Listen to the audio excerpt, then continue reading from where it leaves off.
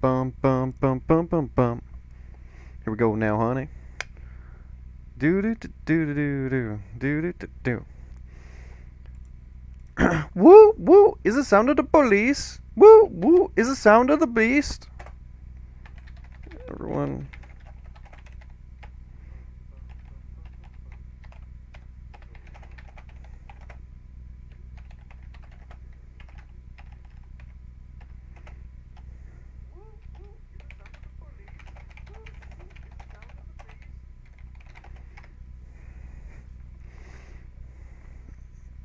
And that's the way it goes. Okay. We are good to go. All right. Let's get to work, shall we? We are working right now on Chapter 5, which for those of you who don't know what that chapter is about, as far as the Declassified Maximum Security Survival Guide is, Chapter 5 is all about corrections staff and what the staff are actually like. So, here we go. I awoke feeling groggy. I got up and made a lukewarm sink coffee. And the whole fact that it's just all sink coffee and lukewarm and that you don't even have the ability to use a microwave is just beyond me. It's insane. Staring at myself in the mirror, I began questioning my appearance. 5 months without any sun made my skin pasty white. I had bags under my eyes. I started questioning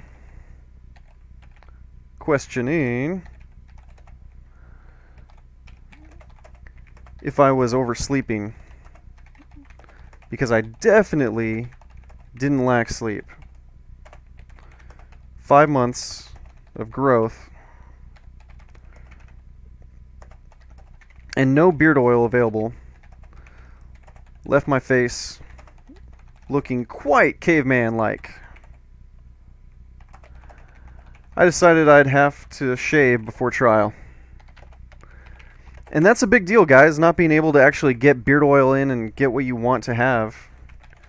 So, since we only receive a single blade disposable razor twice a week, I thought it best to shave my wild beard in stages. I set about having fun with it, shaving the center of each cheek.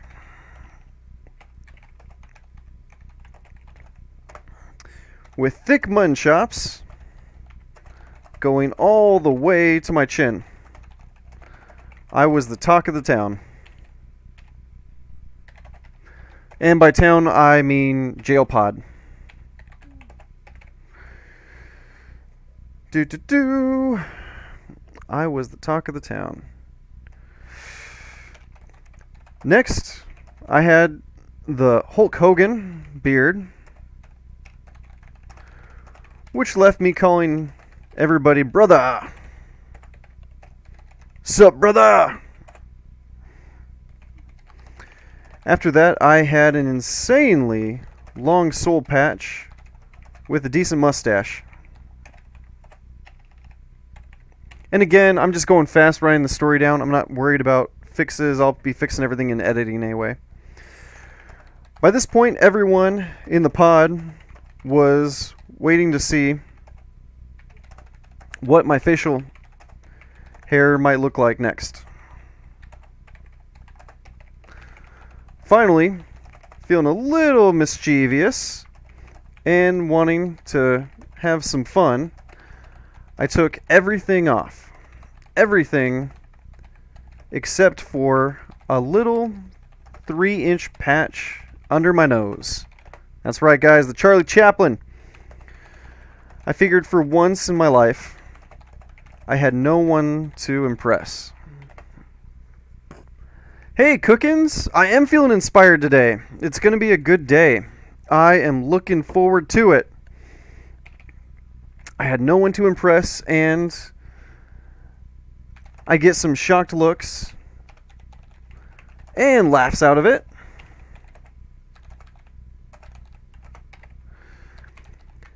People gave me a lot of laughs and whoa, or no way. Often the conversation went a Hitler stash? Like they just couldn't believe that I would be so audacious. The audacity. Hitler stash. Hitler stash. Are you crazy?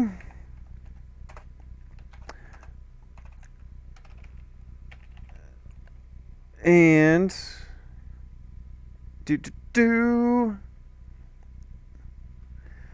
are you crazy? And I'd respond,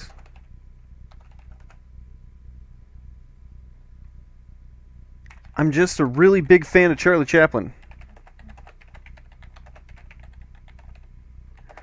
You heard it here, folks. It's going to be a good day. Yes, it is, Cookins. It's going to be a great day. We are writing. We're coming up with stuff. And we're not worrying about editing right now. We're just having fun. Just a big Charlie Chaplin fan. Just a big fan of Charlie Chaplin.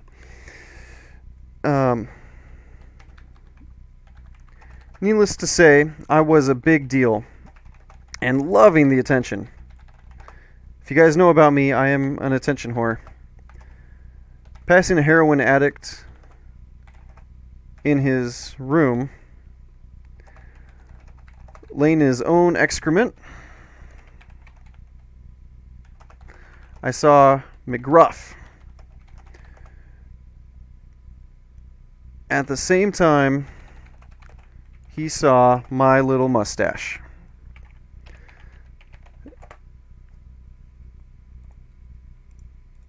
He saw my little mustache. What the fuck is that on your face?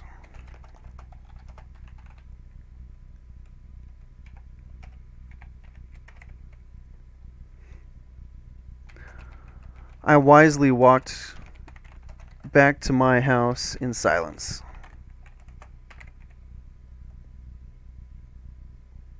Nope, hang on. Let's add a little bit more to that. What the fuck is on your face? A mustache. A mustache. I thought that was obvious. You shave that shit off your fucking face. And then I wisely walked back to my house in silence. Who was he to yell and curse at me like that? Exclamation point.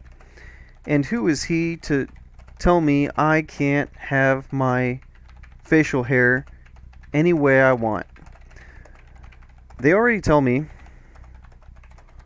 what to wear and how to wear it. But I'd be damned if I let them control any more of my appearance.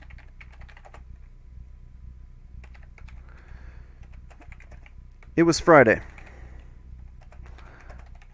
I'd planned to shave it off Monday, but as an act of defiance, I kept it on for 2 more weeks. Several COs made comments, but none as aggressive and rude as McGruff. Everything the pod door... Oh, no, hang on. Let's change that. Every time... There we go. Every time the pod door opened, I'd run to my cell window to see if it was McGruff, so I could stare at him and he'd see my mustache. That's the good ending to a scene right there. And he would see it. Know that the mustache is still there and that I am being defiant. I'm not going to shave my mustache. Okay, now Jackson and his cellie played a lot of rummy in their house. Neither was much of a reader, and they could play rummy for hours to pass the time, often playing to 10,000, which, if you don't know rummy, 10,000 is an insane number to play to. Stone was one of my favorite COs. You could tell he was the class clown. But along with joking around, he was always ready to listen and be helpful. And that's the best, right? When somebody takes the time and is fun to be around and jokes around, but can still get things done. When Stone did his walkthrough, he'd always stop at Jackson's house and ask who was winning at rummy. He'd often exclaim, change the page, change the page. He'd often exclaim things like, you're letting him win, huh? Or, why you getting beat so bad, man? What does CO stand for? Okay, Cookins, CO stands for Corrections Officer, or Correctional Officer. So CO is a officer who works at the correctional facility and makes sure that everybody, obeys the rules and they don't kill each other, stuff like that. Why you getting beat so bad, man? He was how we wished every CO was. One day, Jackson and his cellie started arguing to Stone about who was actually winning. Stone ended the competition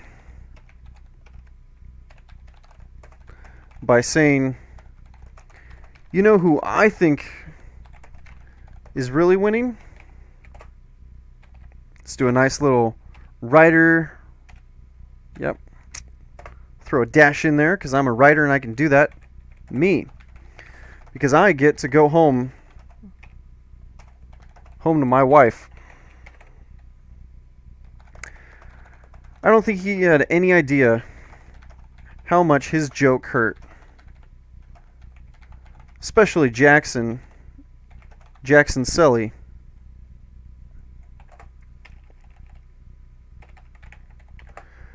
And that, my friends, is not a good joke to tell. He had a wife and kids. And he didn't need a reminder that he wasn't going to be able to spend time with them for many months.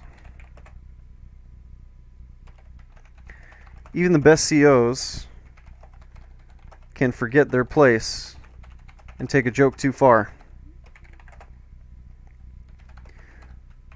COs, in addition to having a lot of power over the inmates, they also get to enjoy freedoms that the inmates don't need to be reminded.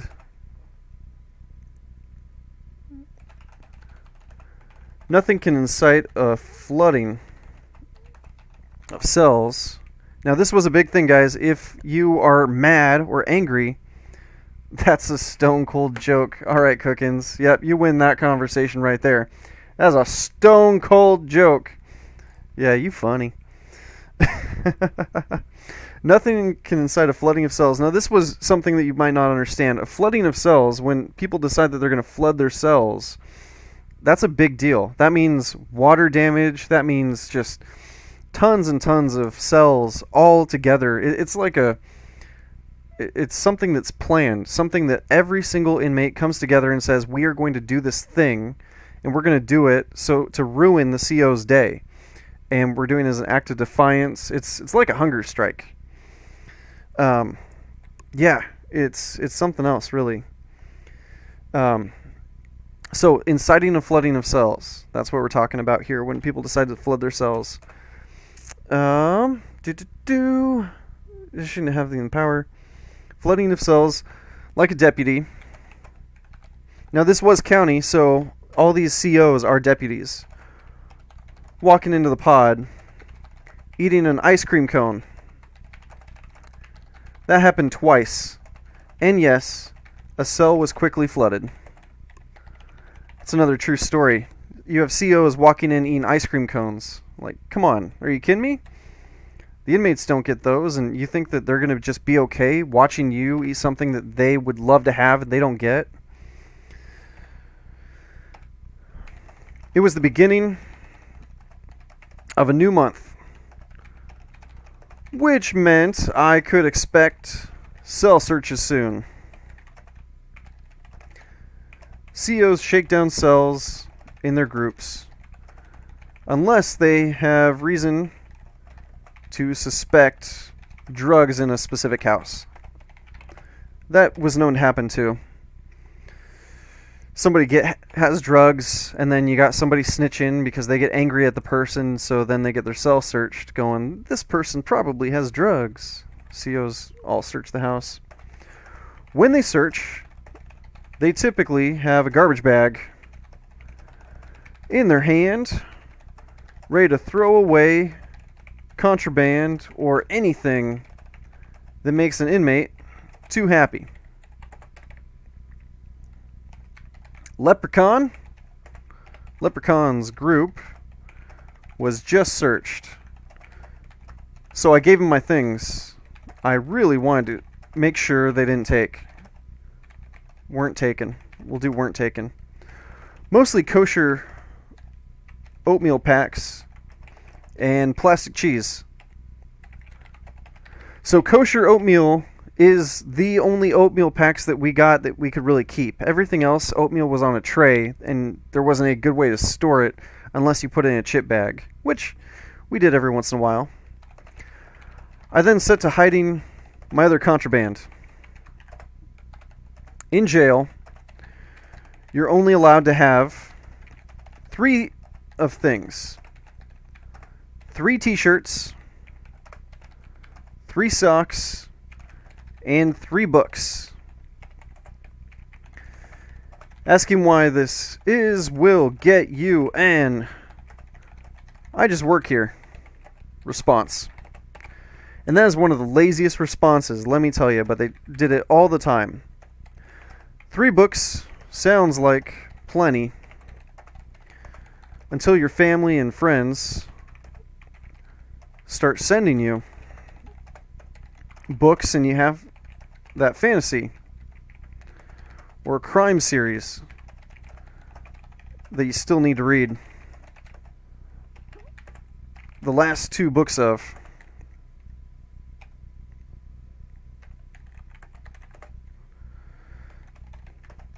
You'd give some of your books to another inmate to hold on to.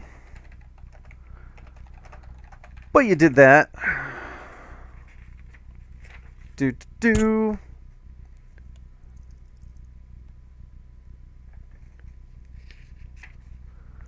But you did that with Charlie.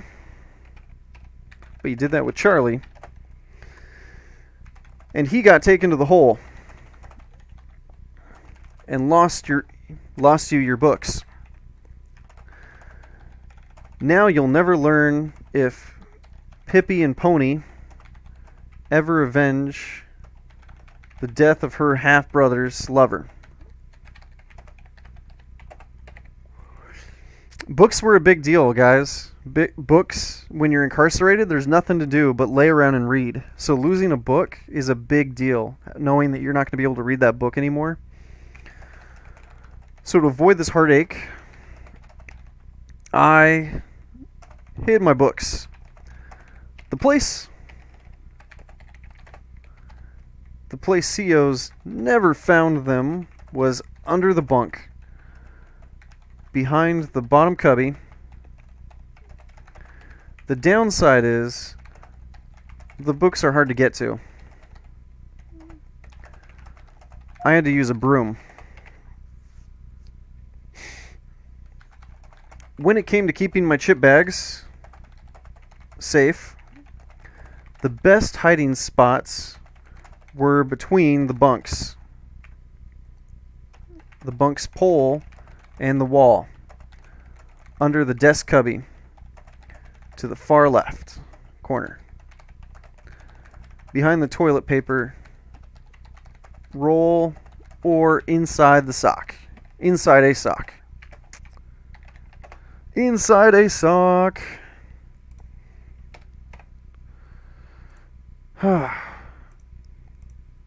So the one thing about this, what I'm writing, because I'm giving descriptions on how to hide things and where to hide things, where to hide contraband, my book may actually be locked out of prisons and jails. Like, this may be on the banned list where people aren't allowed to bring this in or have it, which would be super cool.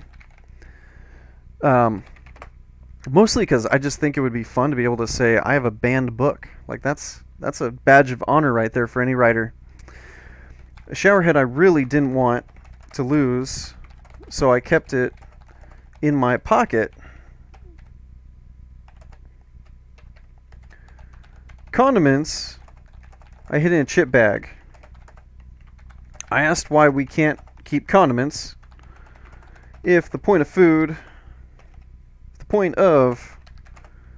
food being contraband is so it doesn't go bad.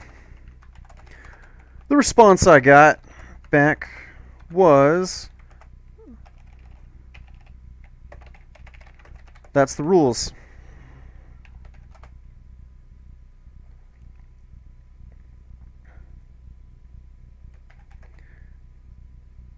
If I had any food day of the search, I wasn't able to give to Leprechaun,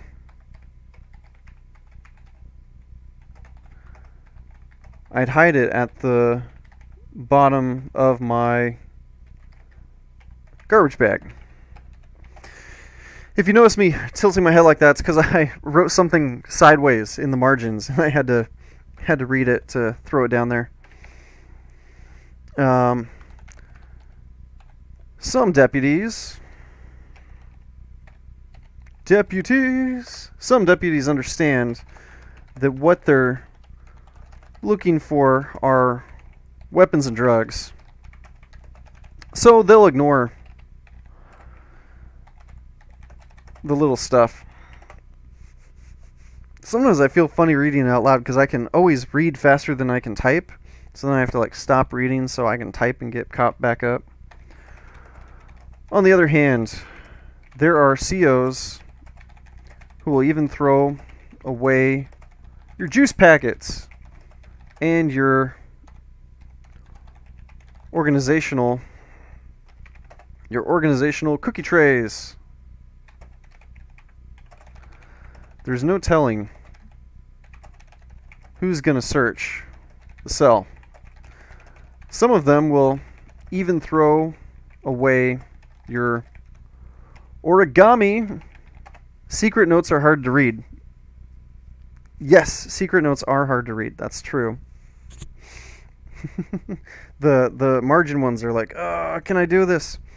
Yeah, reading my cursive sideways. Reading my cursive is hard enough, but reading it sideways is something else.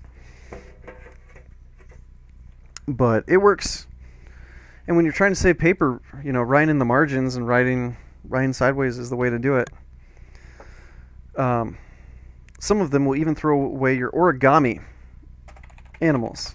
I never became a black belt in origami, but I know people who did. As I finished hiding my last origami swan, the group on their timeout was locked down for maintenance. The upstairs shower had gone cold, forcing everyone to the downstairs shower. Excuse me. 8 people sharing one shower when you only have 3 hours was incredibly frustrating. More than once, someone didn't get a chance to wash. Plus, the added traffic to one shower made it quite gross. Can you imagine 8 men sharing one shower over a 3-hour period? So gross. While we were excited to get the shower back, the maintenance work was eating into a lot of groups' timeouts, leaving some with only half to a third of their timeout. The shower being right between my and Jackson's houses made some of the work super noisy. Super noisy. We could also hear them talk. Can't believe we have to repaint.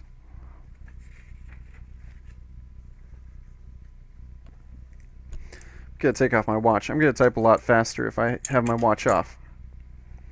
Bum bum bum bum bum. I can't believe we have to repaint the floor.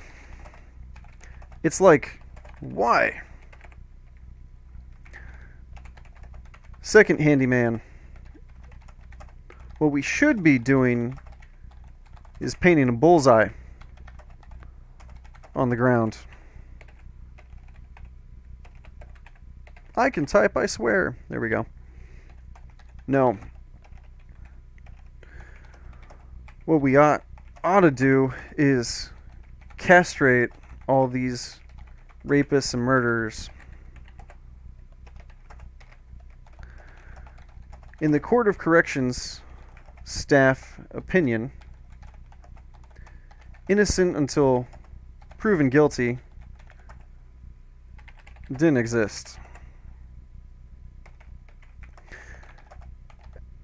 As the 2 coverall men started to leave, Jackson gave a shout. Real professional, guys.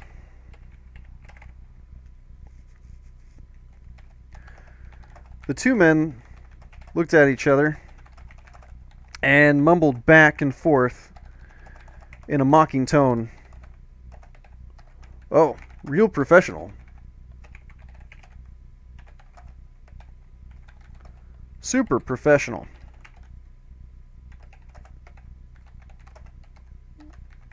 We're professional. Crazy professional. As they walked out the door. Yep. Incredibly professional. I say professional a lot right there. That might have to be changed in editing. Yep, incredibly professional. Doing my best to ignore a Dumb and Dumber. Doing my best to ignore Dumb and Dumber. I turned to my playing cards. I decided to open up the worthless deck Mr. Hell's Angel had left me. In his psychotic state of schizophrenia,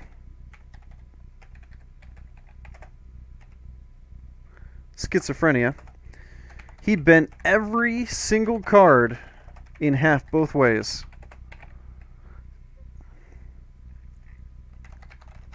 Knowing that I was due to be searched, I decided to have a little fun. I took all 4 queens out of the deck. I got up on my bunk and slid the Queen of Hearts in between the metal slits in the roof, so she was looking down on me while I slept. I found this oddly comforting over the next few nights. And it really is the little things, you know? Standing on the toilet, desk, and sink, I stretched as far as possible, placing the remaining queens in the metal slits by the door, light, and in the exact center of the cell. They didn't want me to hang things in my cell. Okay. Well, I hoped the CO who tried to take the cards down was 5'0".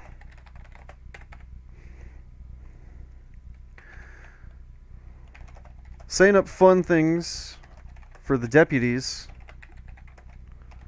was kind of fun. I started brainstorming other things to hide.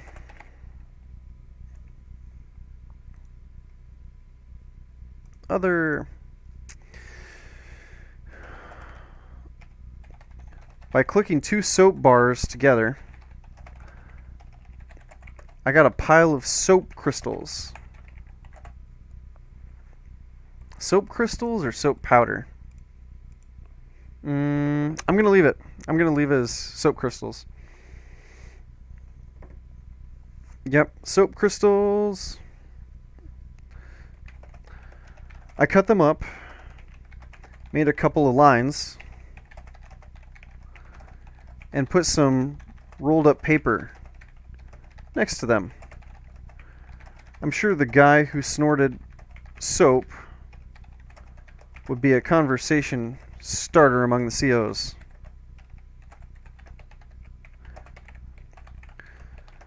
Next, I took hot water and peeled the outer layer of a juice packet away. Turn the page, leaving a funny looking plastic baggie with white powder in it. This I hid under my pillow.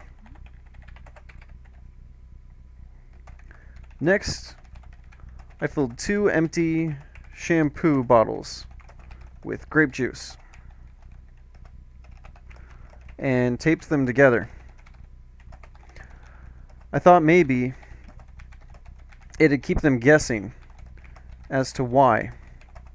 I had no idea how I'd explain the why behind it.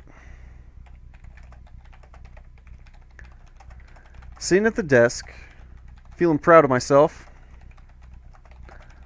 I thought about ways to outdo what I'd done. To that end, I began to write. I started with big, bold letters at the top of the page.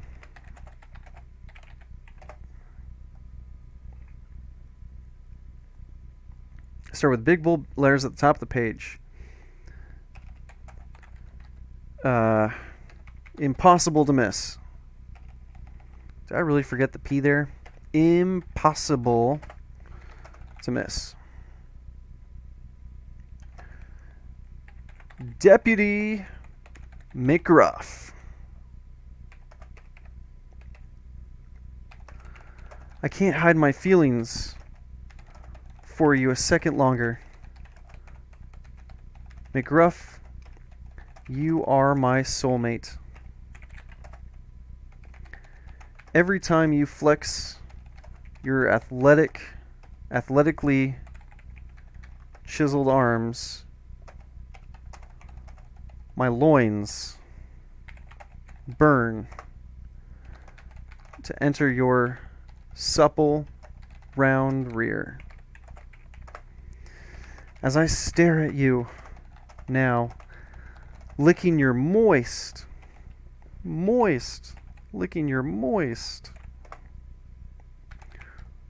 whisker-covered lips, I dream of what they would feel like pressed against my waiting neck. I know you feel the same. How could you not? Every time our eyes meet, you can't help but feel the electric attraction resonating from a passion and desire that burns with the heat of 1,000,000,000,000 gas giants. 1,000,000,000,000 gas giants. Our love runs so deep, it's truly overflowing. Feeling it as deep as I do, I'm sure you'll understand why I couldn't keep it to myself any longer.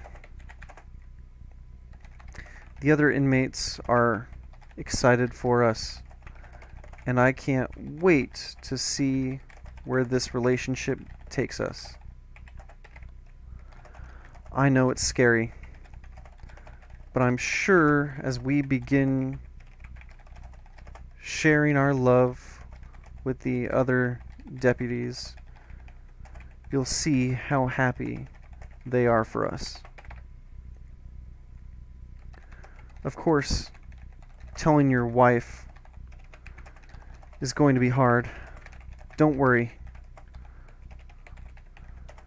I'll make it easy on you and tell her myself once my friends find her on social media. I'm sure a quick message will help make for an understanding and smooth transition.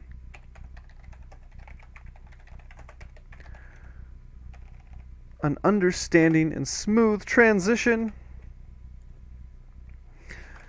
Don't fret. I'm great with kids, and I'm happy to facilitate their growth while you're at work. I love this. I'm gonna be the stay-at-home dad while he comes to work and as a deputy at the facility I was incarcerated at. Not incarcerated, detained. That's how a true love poem looks like. Yes, that is exactly what a true love poem looks like. Yes, Cookins, you know it. Let's keep it going. Let's see where this goes. I know this is hard, just like our cocks when we're together.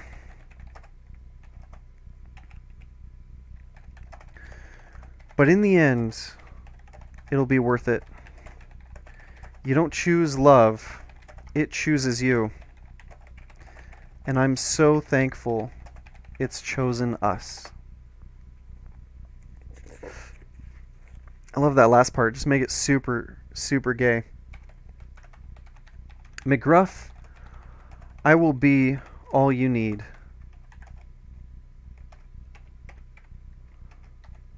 Following my heart, Trevor Altman. That's the end of the letter, guys. I put the love note under my mattress where they'd be sure to see it, clear as 1,000,000,000,000 gas giants. When the search finally came 3 days later, I was honestly disappointed McGruff wasn't the one conducting the search. Conducting the shakedown. Shakedown sounds a little better than search, wouldn't you say? Wouldn't you say? As I re-entered my house, I found the Queen of Hearts crumpled up in the toilet. The other 3 cards were left alone.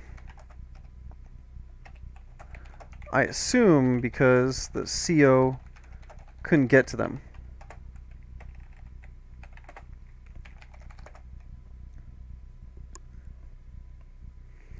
Couldn't get to them. Either that or they didn't look at my ceiling.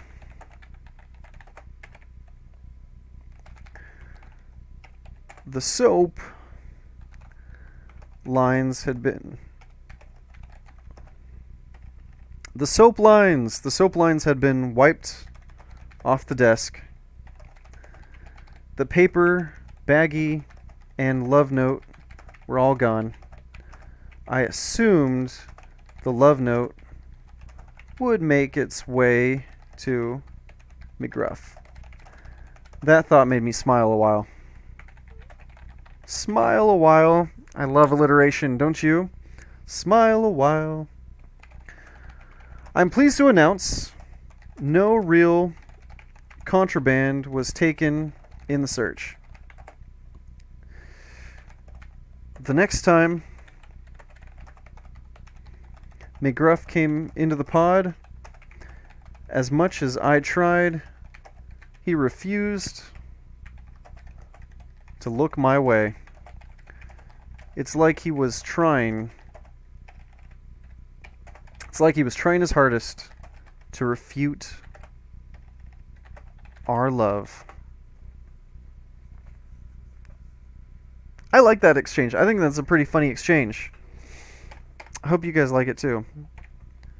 I think I'm liking it. I think we're good, guys. I think that is a golden opportunity right there. All right, let's get lots and lots of stars going. What are we gonna do now? We are gonna go left. Why is my nose itchy right now?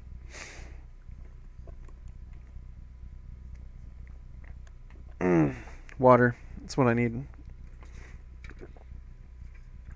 A little bit of water. After a few conversations, I started to think Gaucho might be a crazy old black man. And then I talked about my case, because I thought he was my investigator.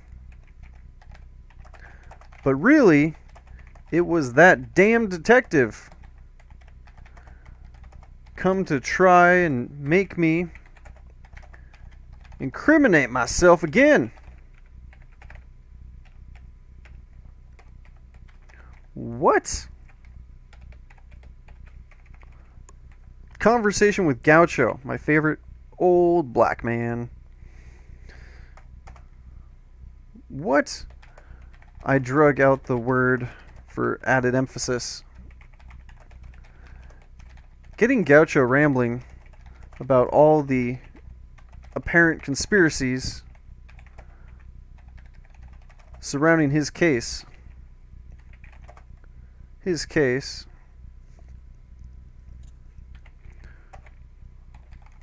was quickly becoming a favorite pastime.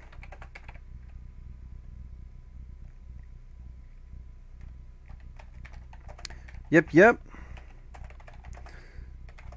Because I didn't recognize it was him on the account. He was wearing a beard. Yes, a fake beard with a handlebar mustache.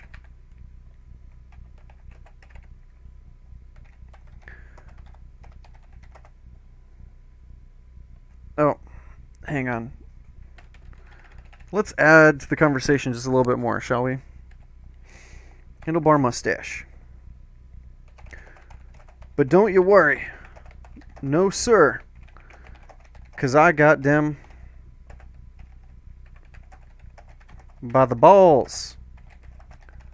I'm gonna represent myself in court. They don't want me to, but I'm gonna. And they can't stop me. No, sir. Then, after I win, I'm gonna sue 'em. Sue 'em. I'm gonna sue the county. I'm gonna sue the sheriff's office. I'm gonna sue this jail.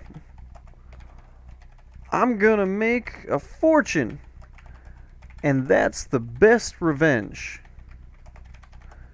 There ain't nothing they hate more than a black man with money. Let me tell you. And boy, did I let him tell me. While suppressing my chuckles,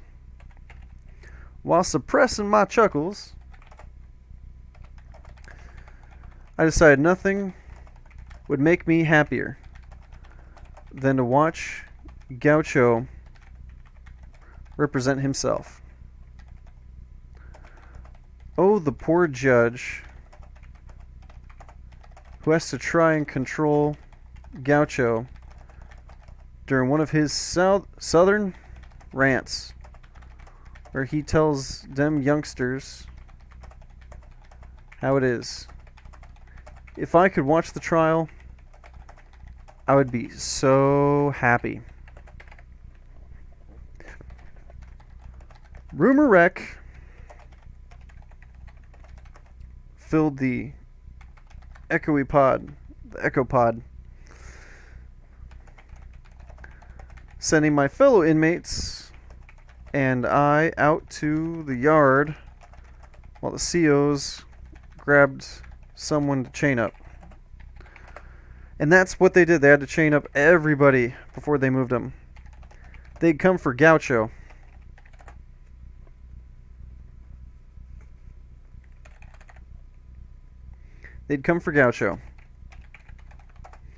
We watched as they set to shackling him for transport.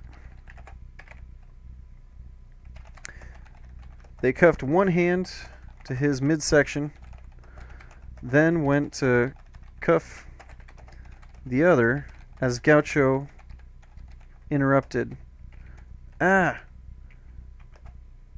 that's my hurt arm, sah."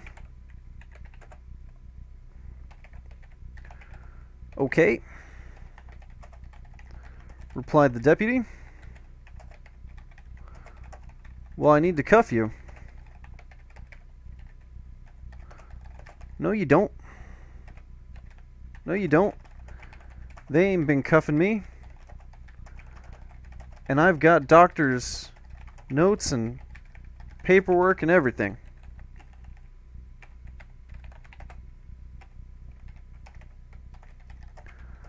I'll add that Gaucho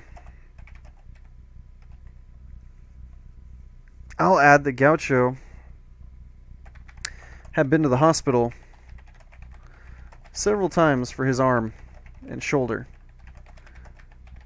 The deputies had never cuffed his hand before. He couldn't do anything with it anyway.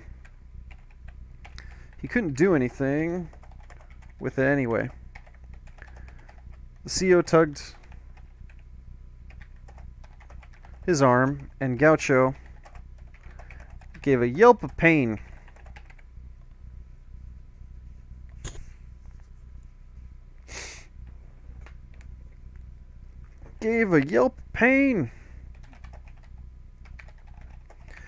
The deputy next to the rec door said, "I hate this fucking nigger,"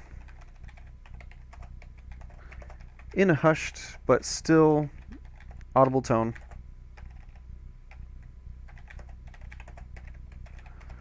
Gaucho refused to go if they had to cuff him.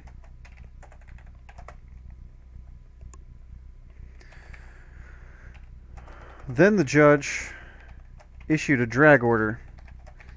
8 deputies came and dragged him in front of the judge with a smile. He went begrudgingly, but without a fight. This CO would get caught saying few without a fight. The CO would get caught saying a few off-color remarks, making me believe their racism was genuine. I'll add that in my experience, most of the COs are good enough guys, and at least not outwardly racist. I feel like that's important because that was kind of a big statement, right? Not a good statement to have. Not a good statement for them to say. But I will say that the majority of deputies are not actually racist. At least not from what I've seen or experienced. Tap, tap, tap. Mr. Altman. I hate waking up to keys tapping on my door. Metal on metal is so loud. Tap, tap, tap. Mr. Altman.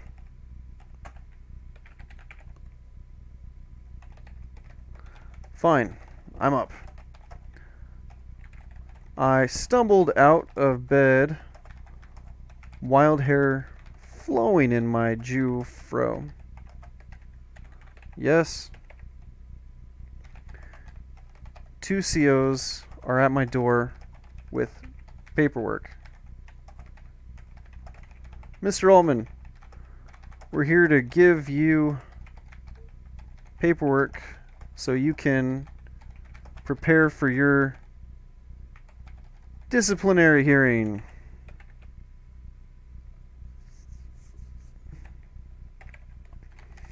Well, it's one way to wake me up.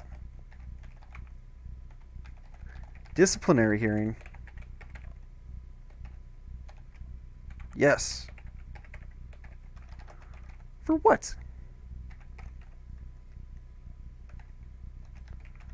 Graphic video visit.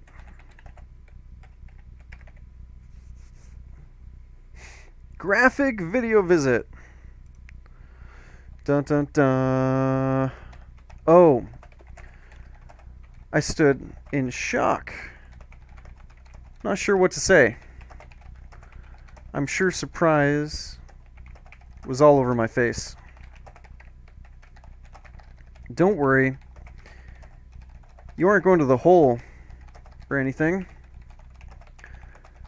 Just 30-day suspension of your video privileges.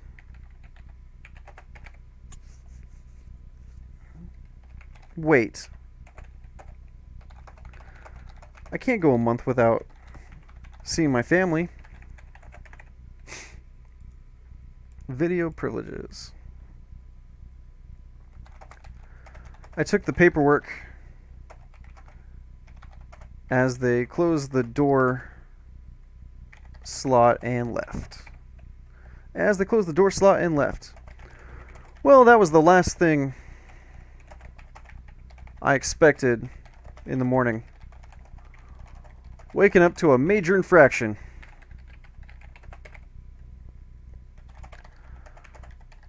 I took a look at the paper. The inmate encouraged a female visitor to expose herself.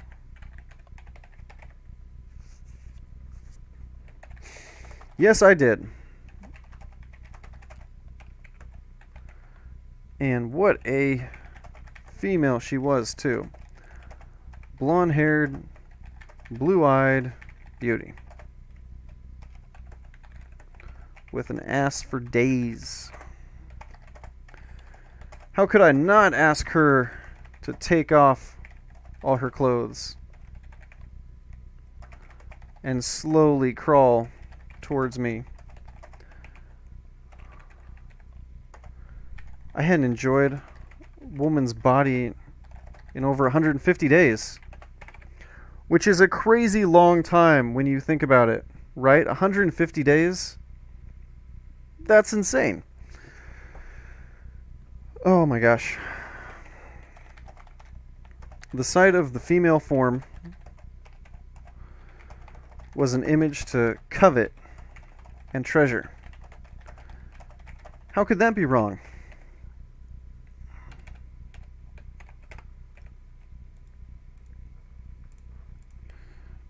Let's just clean that up for a second. Okay. And again, I'll go through and fix more stuff during the editing process. But right now I'm just getting it down on paper or typing it into a Word document. Same thing, basically. I didn't remember seeing any rules about this in the inmate manual. So I set to prepare for my hearing by reading through all the infractions on the tablet. All the infractions on the tablet.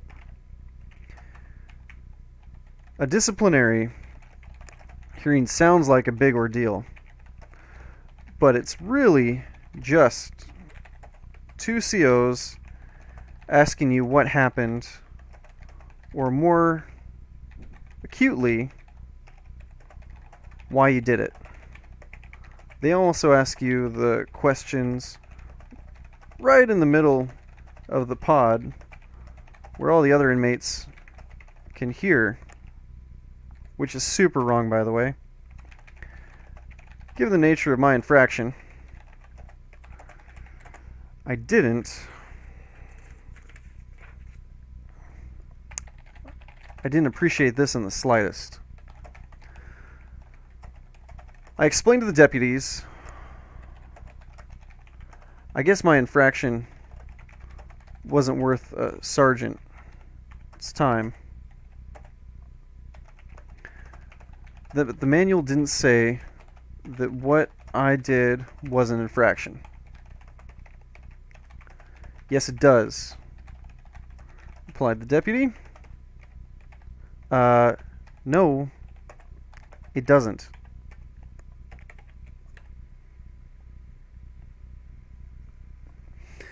Live access suspended. Oh my gosh, my live access was suspended again. Right with me. Hateful behavior. Wow. TikTok, get your shit together. TikTok says that my writing stream right here was just suspended. Let's see what TikTok says. TikTok says that my writing stream was suspended for hateful behavior. Your live access was suspended for violating our hateful behavior policy.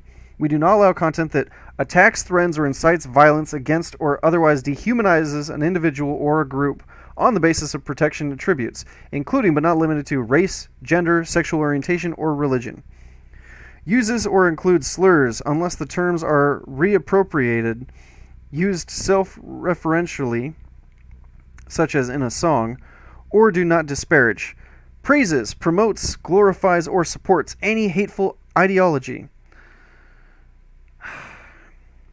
I'm trying to think about what I said that would make my life suspended.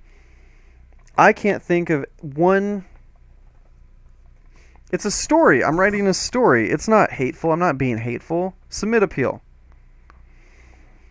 At TikTok, we pride ourselves in building a positive community. If you believe your content was restricted by mistake, let us know by submitting an appeal. Yes, submit.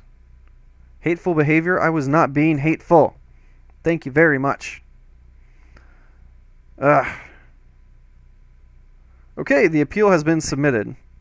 Apparently, I'm just not allowed to go live on TikTok anymore. That's the end of it right there. I just can't go live. Account updates. Appeal submitted. Appeal submitted. All right. We will see what TikTok has to say about that appeal. Ugh, so dumb. Oh well. Let's get back to work. No, it doesn't. Yes, it does. Okay. I replied. Can I show you the manual?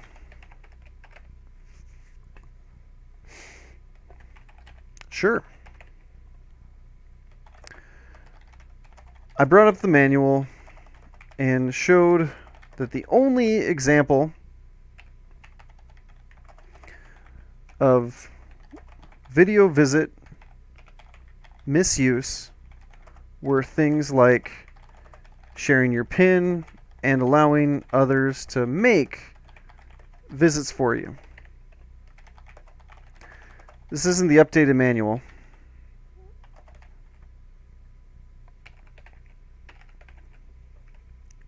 This isn't the updated manual. This isn't the updated manual. Was the response I got back. Well, it's the only one we inmates have. Because the only way for us to see the manual was on the tablet, which is also really funny because it's like, okay, well, when you update, if there was an updated manual, wouldn't you put that one on the tablet instead of this one? Instead of this old manual? Well, it's the only one we have. Well, you still did it.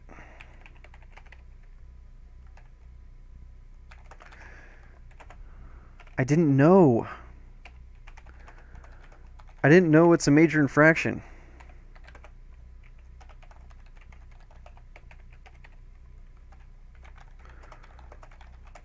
Well, you should have been aware of it. How could I have been? It's not in the manual. Still video misuse. It's still video misuse. I don't think enjoying the image of my significant other's body is a misuse of the video visits. And I don't think I should get in trouble for something that isn't even in the manual.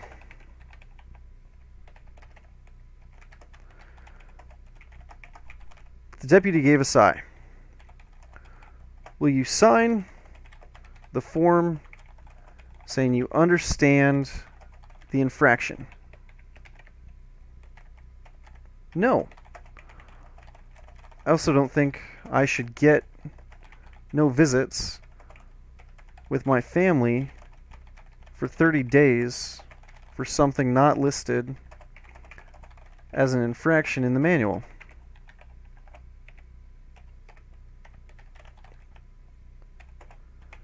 "30 days is standard."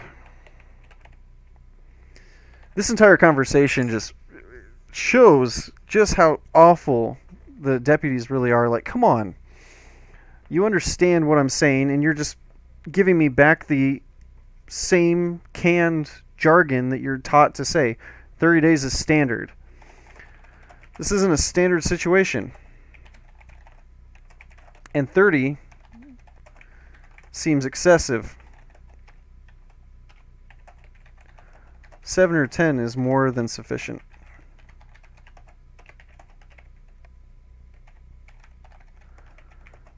"30 days is standard." We stared at each other for a moment. Clearly, nothing I had to say mattered.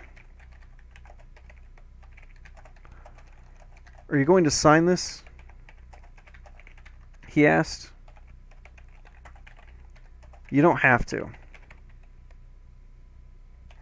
"Oh, so now it doesn't matter."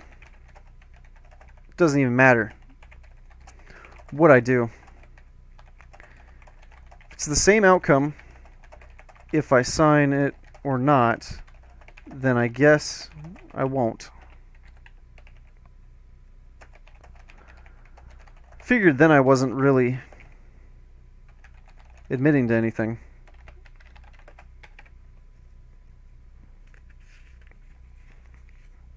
And looking back now, I understand I wasn't admitting to anything anyway. It was just, do you understand? Yes, I understand. I understand why I'm being violated, or what I'm being violated for.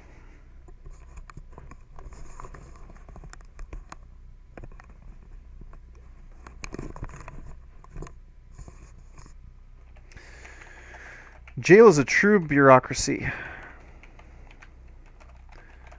but it never favors the inmate.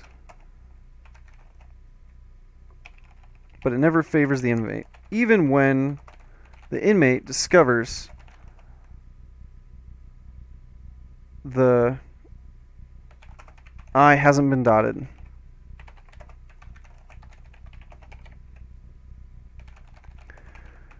"30 days without seeing my family, friends, or my daughter was extremely difficult and depressing. I'd have rather gone to the hole for 3 to 10 days, as you do for most infractions. I would have given up all my other inmate rights for a chance to see my child."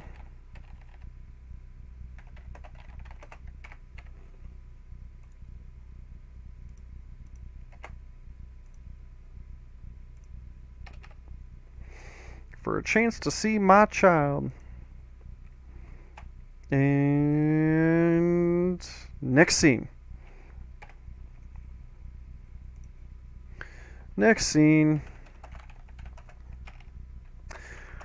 My cellie was being taken.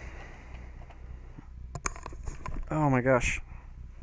My ears are not feeling that great, guys. I think I need some new headphones.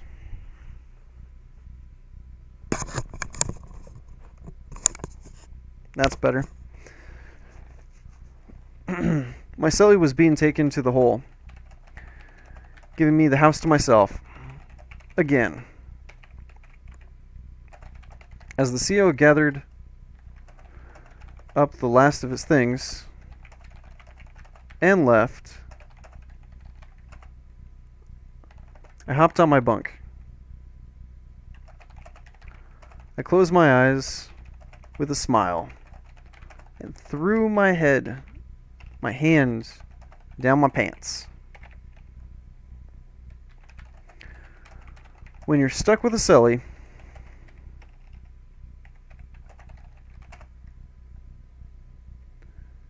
your lovemaking is pretty much confined to the shower.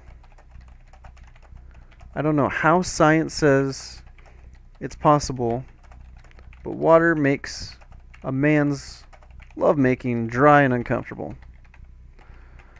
Something I'll never understand. Why on earth does water stop it, make it less frictiony, make it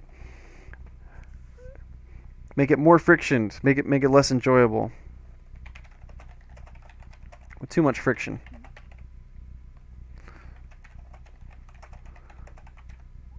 When you've only masturbated in the shower for a month and a half, you take advantage of your alone time. Not knowing when I might get a new cellie,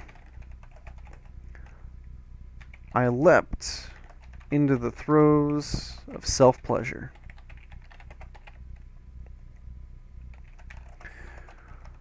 When you only have your sexual imagination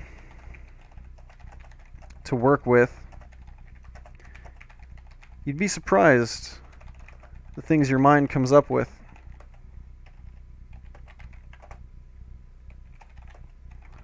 While using my right hand I sat on my left, so it went numb. I could switch to it and pretend it was someone else. In my mind, I was flying on a private jet. Champagne was being served by nude stewardesses who were at my command. I was the director, having all manner of lesbian scenes acted out for me. As two of the girls' tongues danced around each other, I stood up and...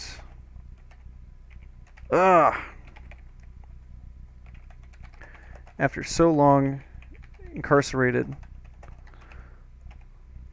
my bodily joy didn't last long.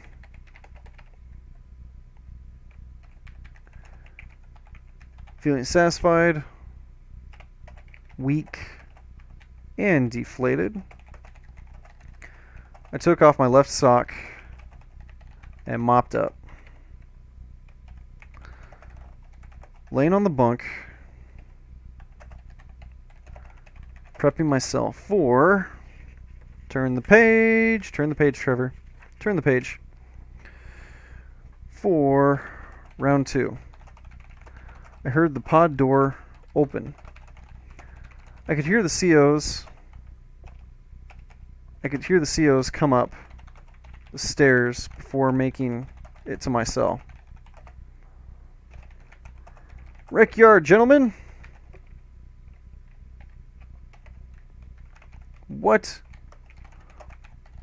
We aren't supposed to be searched now. We're always searched before, after, or in the middle of our timeout.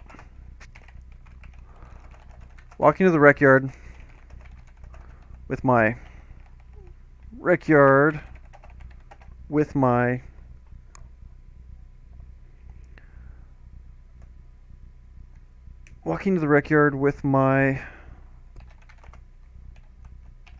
other inmates, I prayed to God no one noticed my hard-on. Standing in the rec yard, I did my best to face the wall.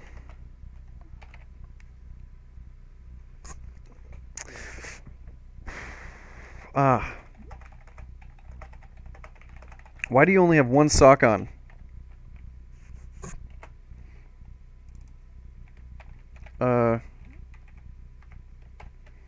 Why do you only have one sock on? Asked Gramps. I looked down at my one bare foot. Just wasn't ready for a search. I replied sheepishly.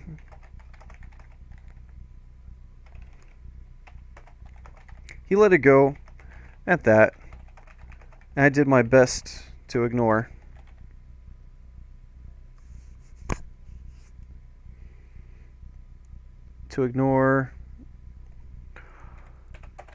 The other's looks.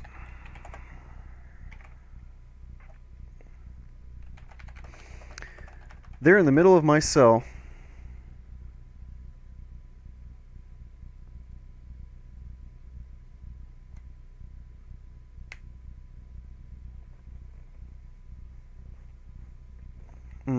nope. We're gonna go. Where are we gonna go? We're gonna go. As my junk cooled down, I started thinking about what else they may find in my room. Does a jizz sock somehow count as contraband? I was pretty sure I was pretty sure there was a rule against storing bodily fluids. As I returned to my cell, I found the CO who searched my house oddly quiet. There, in the middle of my cell, was a still very fresh, love-covered sock. It had been relocated from my bunk. No, little spindle wheel, little wheel of death. It's thinking, guys. It's thinking about what it wants to do.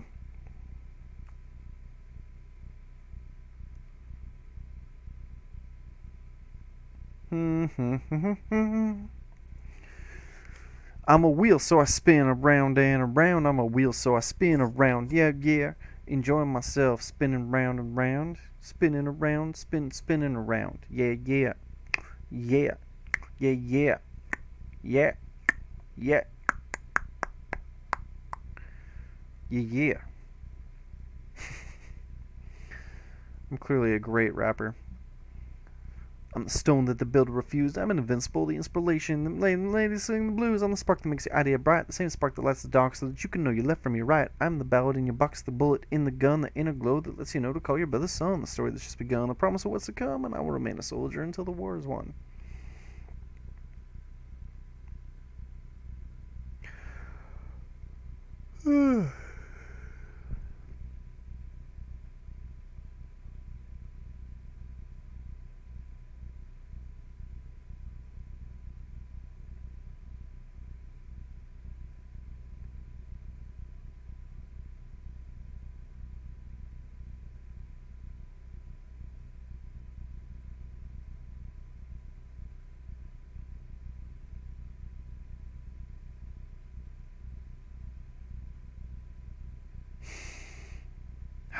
There we go. Okay. It had been relocated from my bunk. The wheel is gone, guys. We can write again.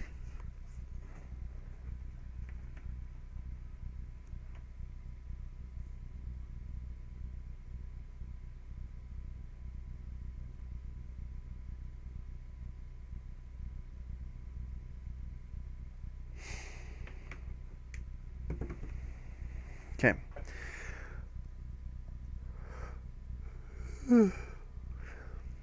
It had been relocated from my bunk to the floor. The rest of my house seemed untouched. Like the deputy stopped the search after his first find. This was so good. I couldn't help but share what happened with my group. Here, let's save this real quick, since it's being kind of slow. Heaven forbid I lose some of what I just wrote. Later, Jackson said to one of the COs, "So I heard you found a surprise in 26 house."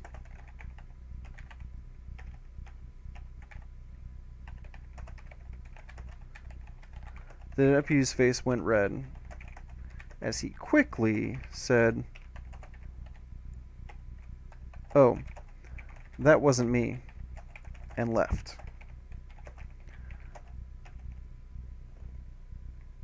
I swear, some of the COs never talked to me the same way after that. Our interactions became far more abrupt. And that ends Chapter 5.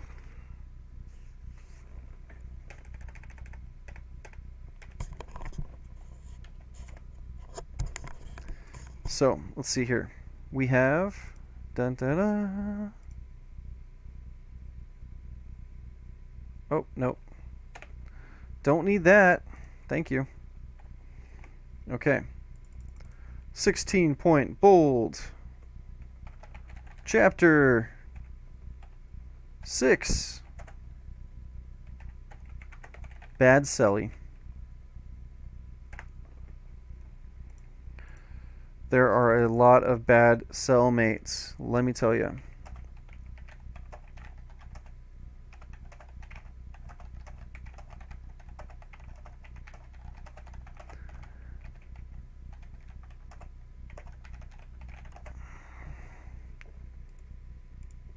A crazy, stupid, mean, or fat silly can make your time incarcerated a nightmare. All right. Let's go back up to chapter 5, shall we? And let's start editing some of this stuff.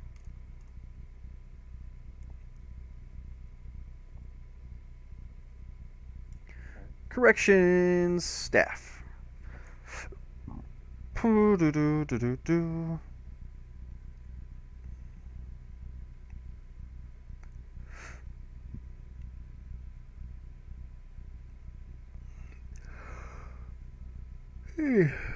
I got 3 new TikTok followers.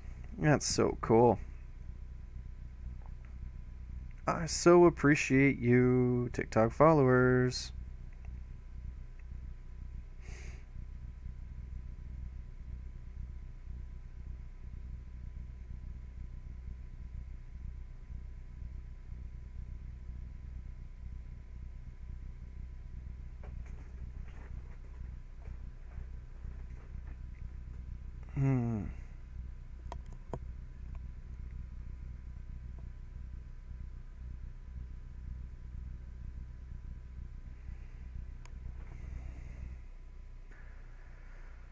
Okay. A little bit of water. And we're good to go. Rumor wreck. One of the most annoying phrases uttered on an hourly basis. In max. Sometimes 4 or 5 times an hour.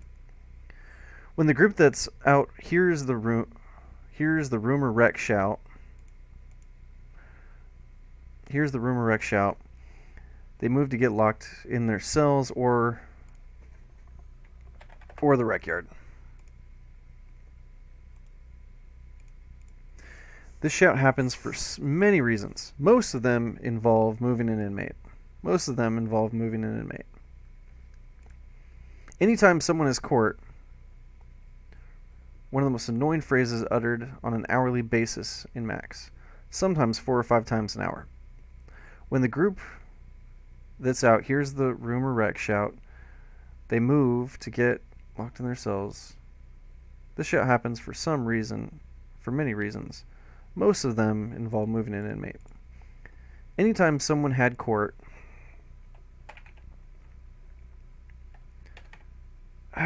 do we want to keep... I don't know.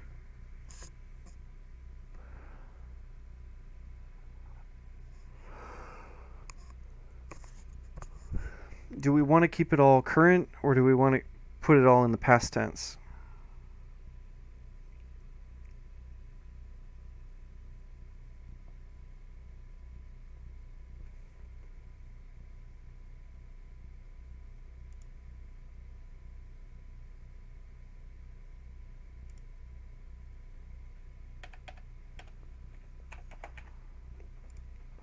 Sometimes 4 or 5 times an hour.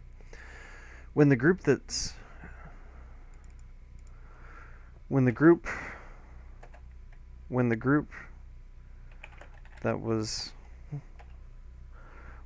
was out heard the rumor wreck shout, they moved to get locked in their cells or the rec yard. This shout happens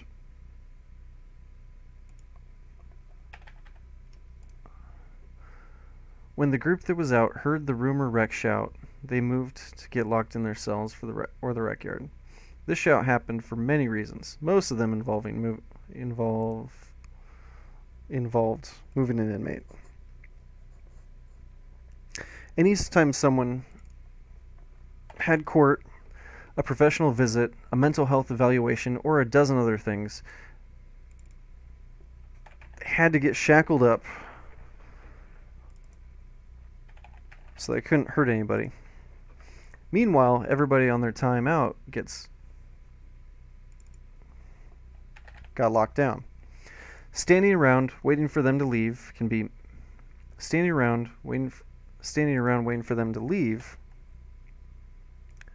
Standing around waiting for them to leave can be maddening while you watch the precious time tick by, eating up your 3 hours of free time.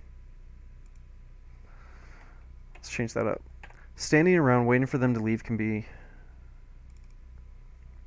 leave. So, standing around waiting for them to leave was maddening. I couldn't do anything but watch the precious time tick by, eating up our 3 hours of free time.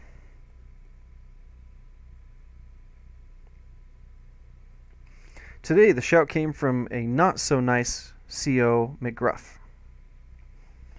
Today, the shout came from a not-so-nice CO McGruff.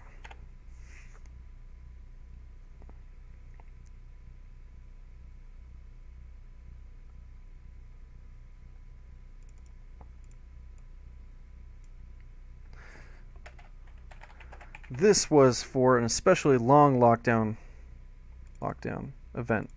Blood sugar checks. Blood sugar checks. Blood sugar checks. Or as we called it, the stabbing of the pigs. With 6 diabetics to stab, we got used to losing 20 minutes.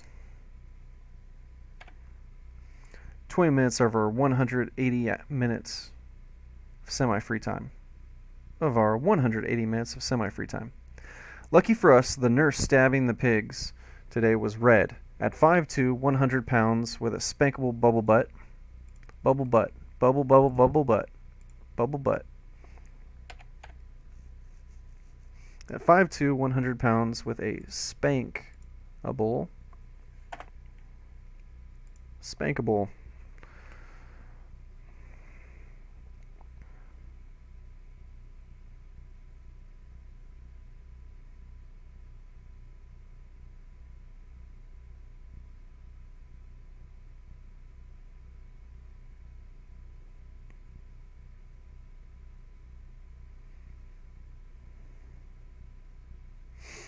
Spankable definition.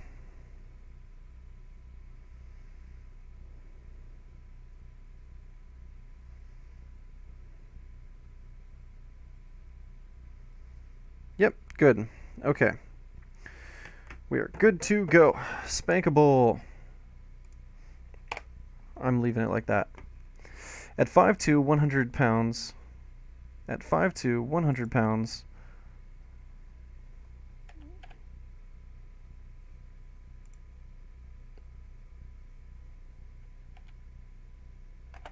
100 pounds with a spankable bubble butt. She was my jailhouse fantasy.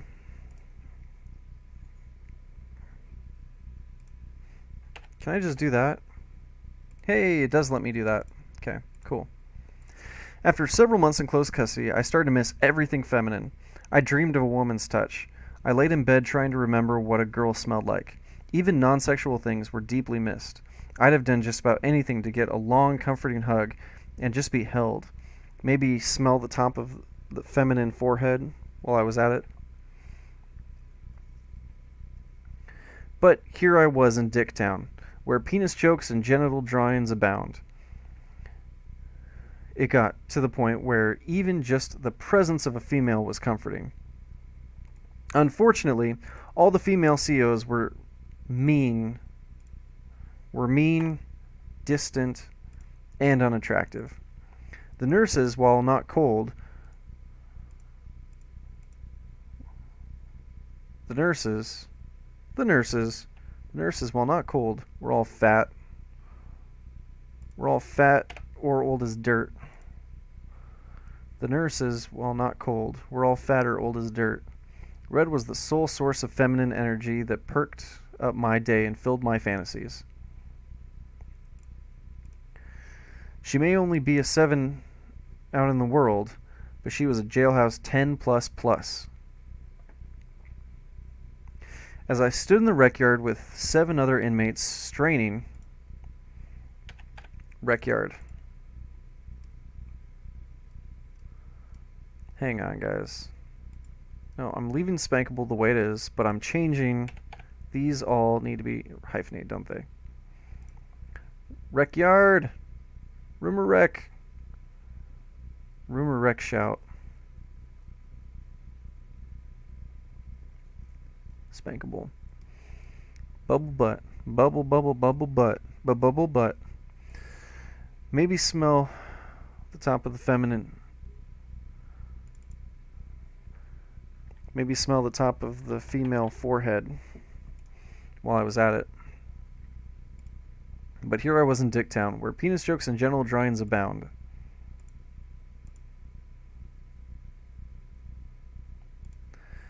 But here I was in Dicktown, where penis jokes and general drawings abound. It got to the point where even just the presence of a female was comforting. Unfortunately, all the female COs were mean, distant, and unattractive. The nurses, while not cold, were mean, distant, or unattractive. Were mean, distant, or unattractive. The nurses, while not cold, were all fat or old as dirt. Red was the sole source of feminine energy that perked up my day and filled my fantasies. She may only be a 7 out in the world, but she was a jailhouse 10 plus plus. As I stood in the rec yard with 7 other inmates straining to watch her stick the pig, I shifted uncomfortably, hoping no one noticed my hard-on. I shifted uncomfortably. As I stood in the rec yard with 7 other inmates straining to watch her stick the pig, I shifted uncomfortably, hoping no one noticed my hard-on. Shifted uncomfortably, hoping no one else noticed my hard-on. I shifted uncomfortably, hoping no one else noticed my hard-on. After being denied for so long, you could make me burst with just a look. Autist was the first to speak. Why don't they have any Asian nurses? Of course you'd ask that, you weird little anime nerd, shot back Jackson. I'm just saying, said Autist. Asian. There was a pause before everyone realized that was all he had to say.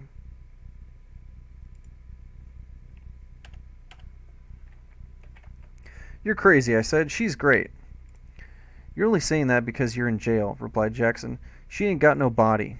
Hey, I shouted, respect Red, and shut your goddamn whore mouth. 2 seconds ticked by before Gramps, in his old cadence, said, If the mouth is a whore, shouldn't it be open? If the mouth belongs...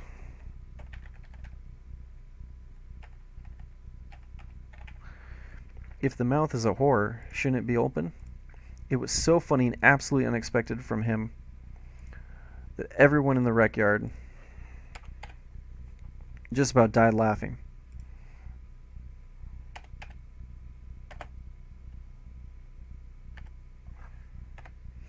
Bang, bang, bang. Kill their laughter.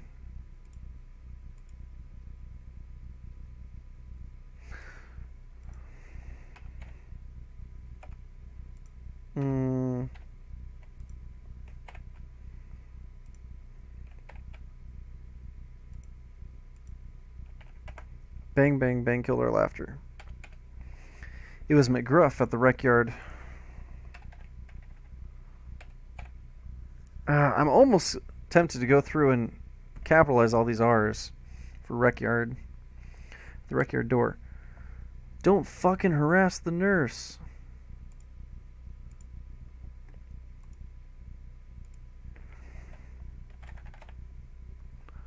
Don't fucking harass the nurse.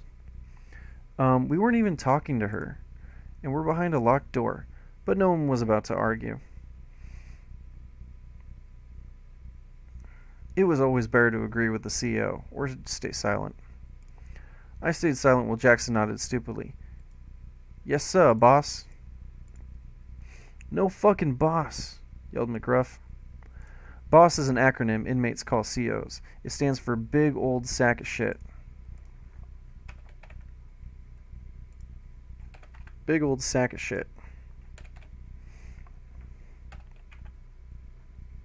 Big old sack of shit. The problem was all the COs knew what boss meant.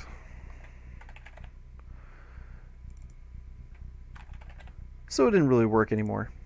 After a while, we took to calling COs we didn't like sir, which stood for shit included retard. Shit included retard. Not as good, but the deputies didn't know about it. The CO-inmate relationship is one-sided. The CO-inmate relationship is so one-sided that the inmate having passive-aggressive tools, like calling them boss or sir,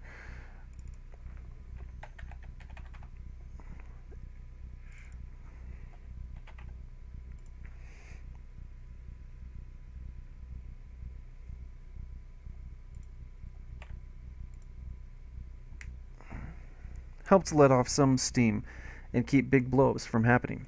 As McGruff and Red left, no one was feeling super chipper. I don't think it matters how old you get. No one likes getting yelled at. After a while, with no ability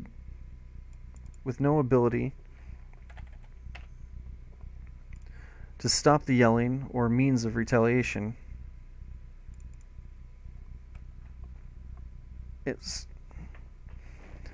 After a while, with no ability to stop the yelling or means of After a while, with no ability to stop the yelling or any means of retaliating, it starts to affect your mood. Now, not all the COs are mean screamers like McGruff. Some are really nice and helpful.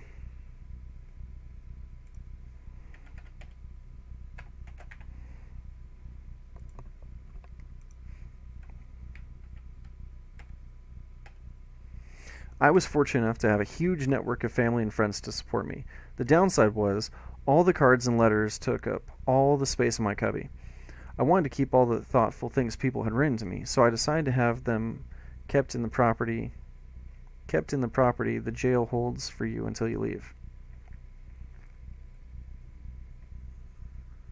The first CO I asked for help with this told me he didn't have time.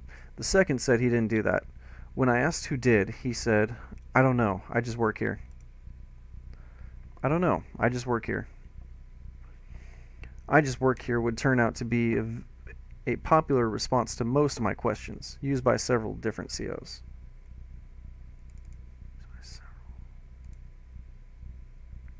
The third guard I asked was Tom. We called him Tom the Turtle because wearing his vest with his big body and much smaller limbs, he looked very turtle-like.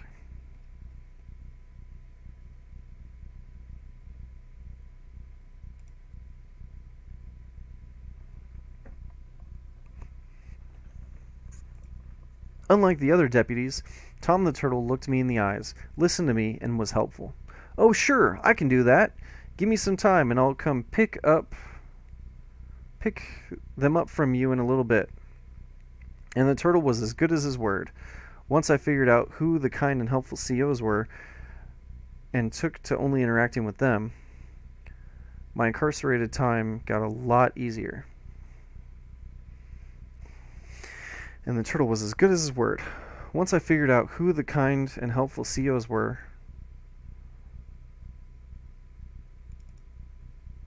and made an effort to only interact with them, my incarcerated time got a lot easier. Got a ton easier.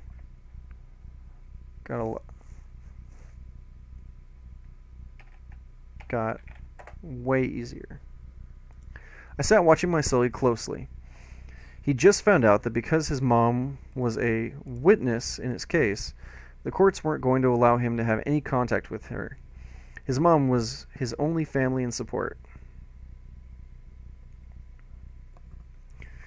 At 19, he was feeling pretty hopeless. I suggested he talk to mental health.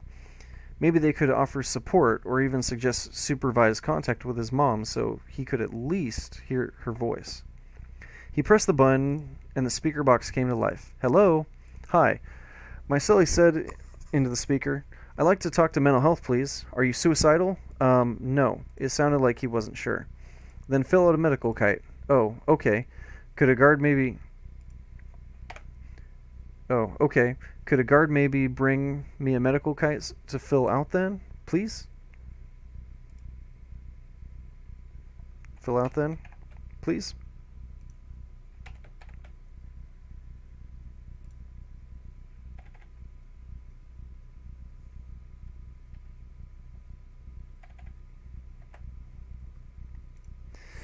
First off, we aren't guards. There are no guards here. Guards protect things of value. He said value slowly, making sure it was understood that we had none. If I'd been faster, I'd have told him the judge said I was worth $400,000. Second, the man over the speaker box continued.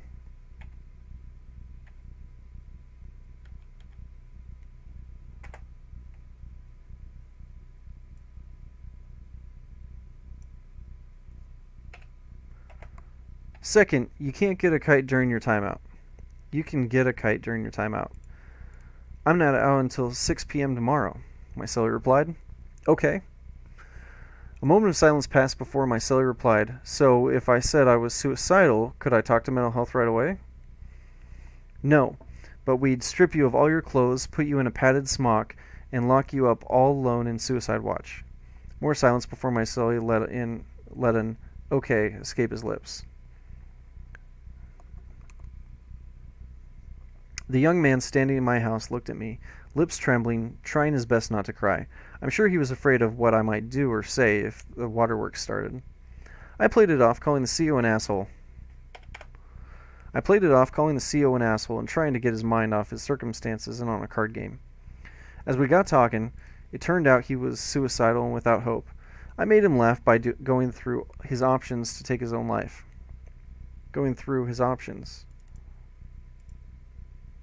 I made him laugh by talking him through the options available to him for taking his life, in almost terrible ways each might go wrong. I made him laugh by talking him through the options available to him for taking his own life.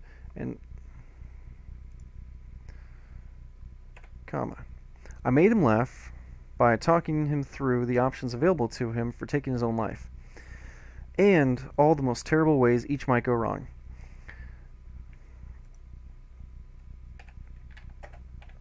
We ended the night by giving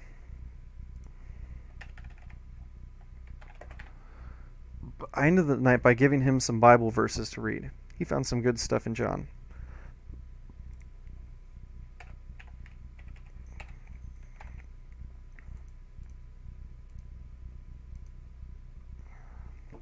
You'll be happy to know my cellie was reunited with his mother after being offered a generous plea deal.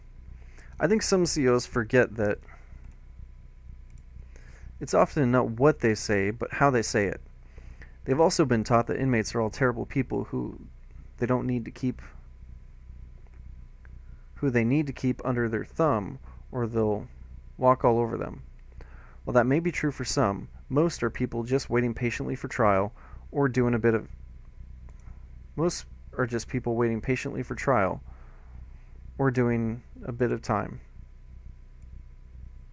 Most are just people waiting patiently for trial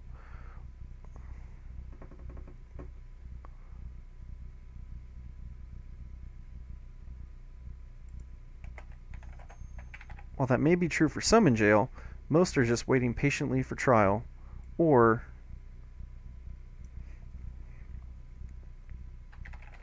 doing or paying back their small debt to society.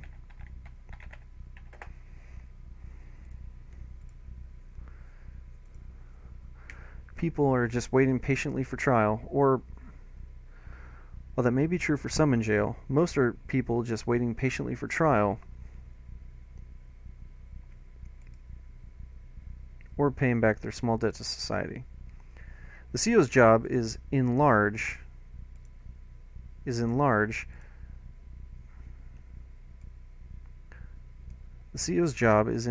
mainly customer service.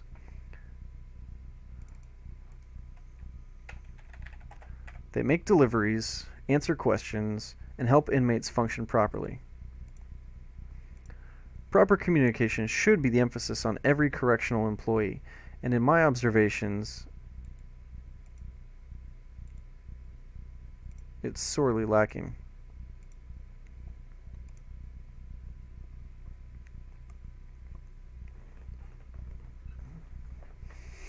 Next time I asked a CEO for a medical kite, I received it within 10 days. I'd had this lump at the base of my neck for a while,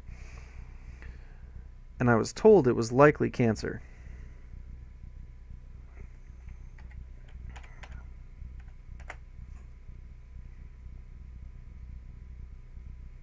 It had started hurting after trying to sleep flat on my back.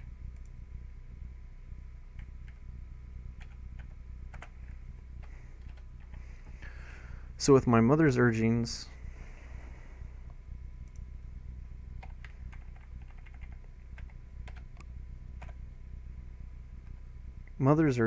I put in a medical kite. The next day a nurse came to see me. Unfortunately, it wasn't red. I told her verbatim what was written on the kite. She said I could go see the doctor if I wanted. Since she hadn't told me anything or given me any treatment options, I guess I'd see the doctor. The next day, deputies came, wrapped me up in chains, and took me to see the doctor. Once in the doctor's little jail office, I was weighed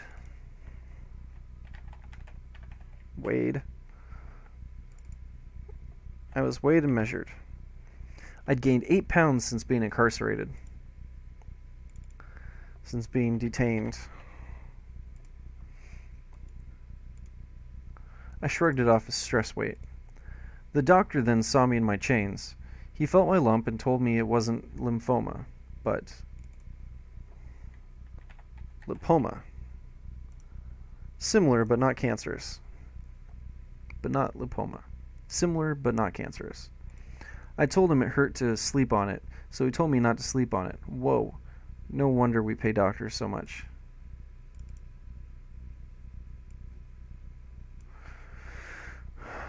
No wonder doctors are paid so much.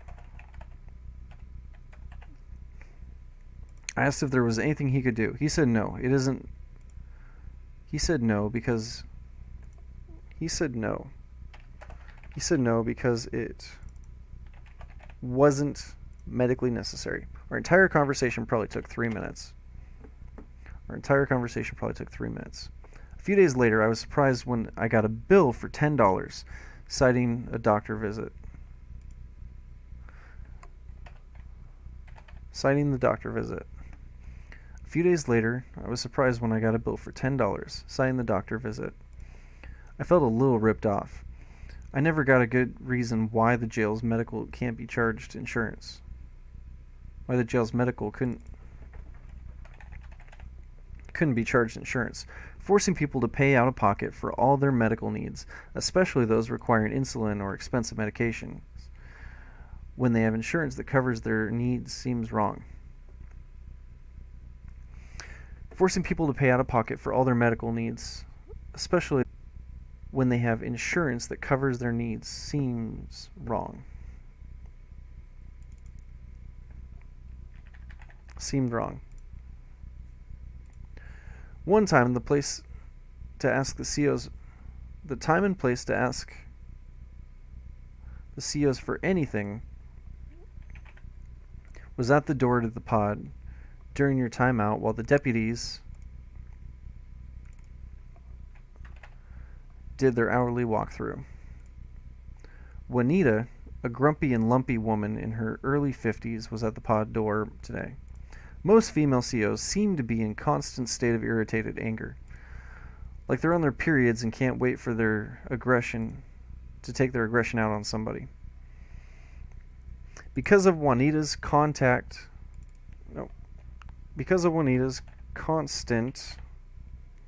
PMSing,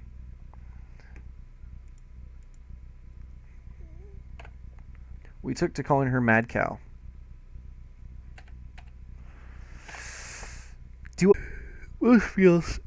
Female CEOs seem to be in a constant state of irritated anger, like they're on their period and can't wait to take their aggression out on somebody. Because of Juanita's constant PMSing, we took to calling her Mad Cow. I threw my old towel through the door like we're told to before asking, "Can I get a new towel?"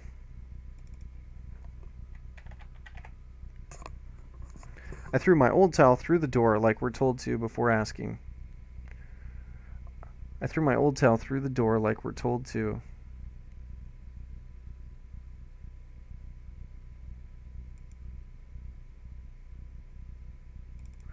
Like we're instructed to do. I threw my old towel through the door. I threw my old order down. 5 Mississippis passed. 5 Mississippis passed as we faced each other before she finally threw a towel at my face. You know, please goes a long way.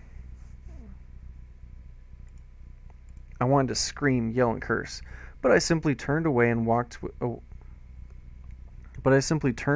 away without a word.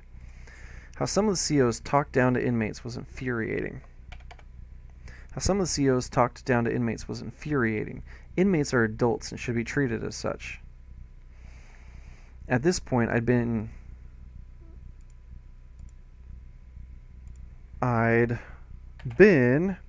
incarcerated for nearly 5 months. I was in a position where I had to ask for soap, towels, garbage bags, and toothpaste.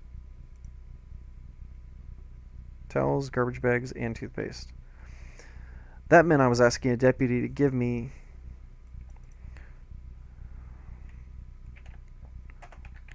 at least one of these.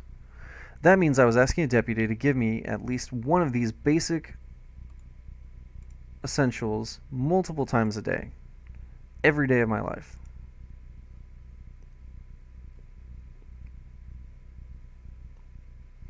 That means I was asking a deputy to give me at least one of these basic essentials multiple times a day, every day of my life. Inmates shouldn't be made to beg for these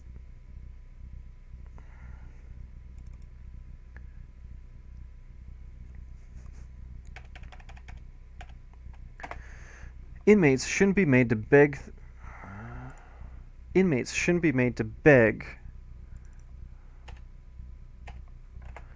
every time they need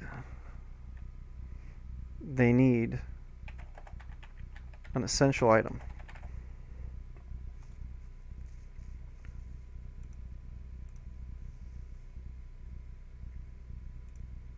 They should be able to get what they need and go about their day.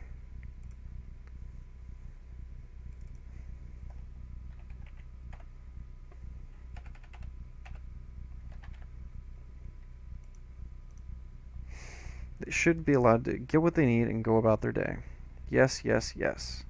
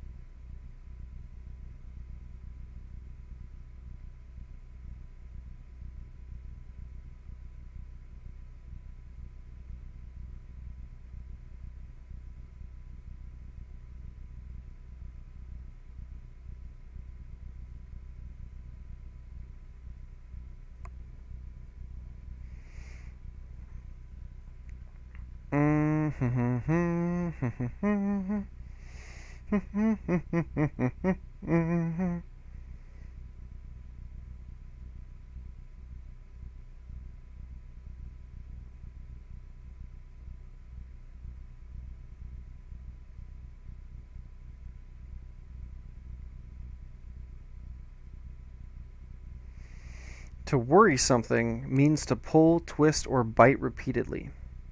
Did you know that? I didn't know that. I had no idea. No idea.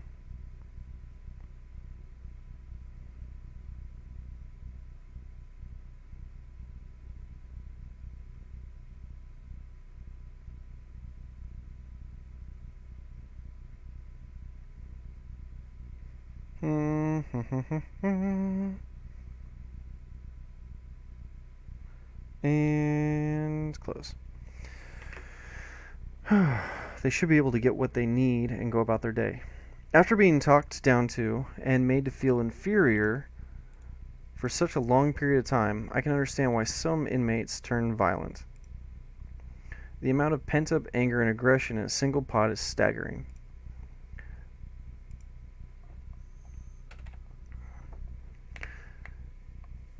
Not long after Juanita's pleas, which happened several times with multiple COs,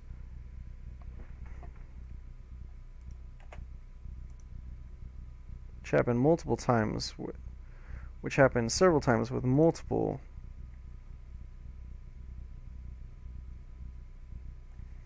which happened several times with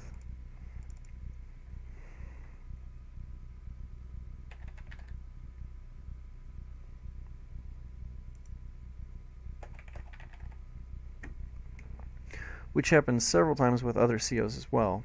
I was standing at my door, looking at the TV,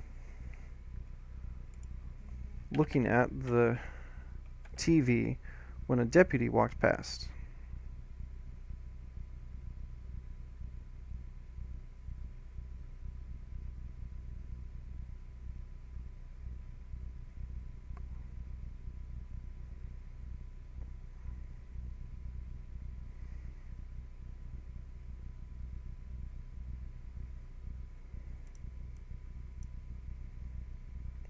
Close.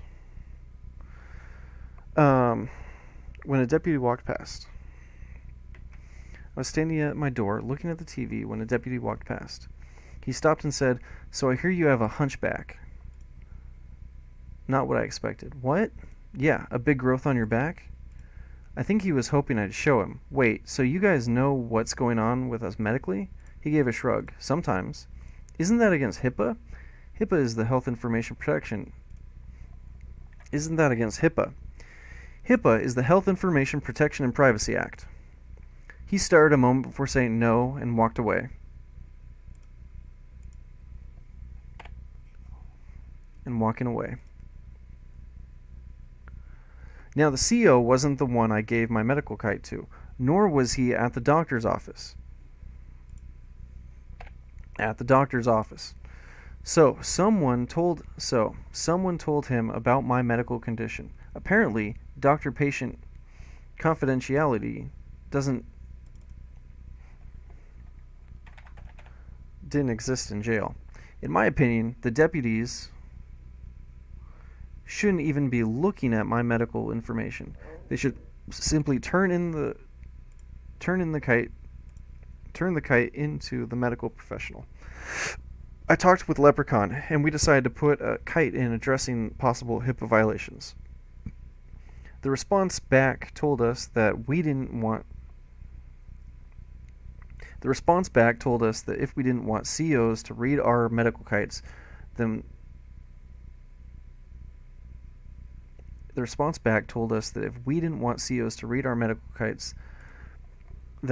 we had to tell the CO not to read it when we handed it to them.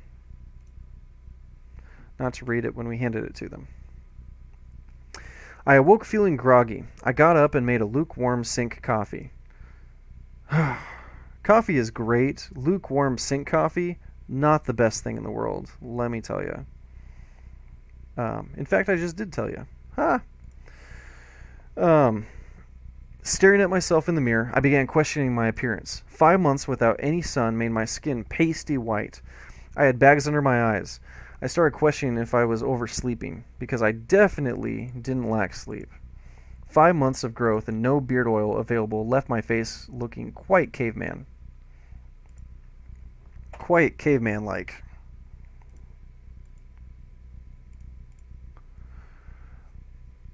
Looking quite caveman-like. I decided I'd have to shave before trial. Since we only received a single blade disposable razor twice a week, I thought it best to shave my wild beard in stages. I set about having fun with it, shaving the center of each cheek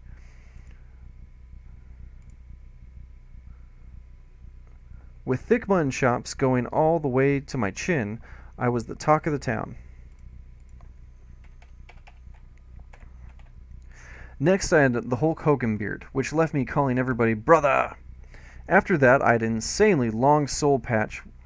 With a decent mustache. By this point, everyone in the pod was waiting to see what my facial hair might look like next. Finally, feeling a little mischievous and wanting to have some fun, I took everything off. Everything except for a little 3-inch patch under my nose. I figured for once in my life I had no one to impress, and I'd get some shocked looks and laughs out of it. Nope. And laughs out of it, too.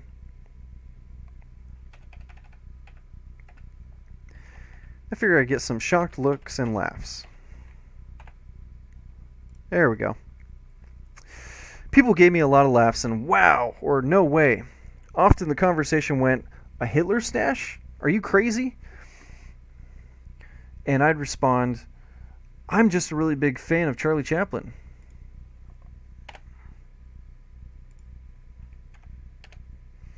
A Hitler stash?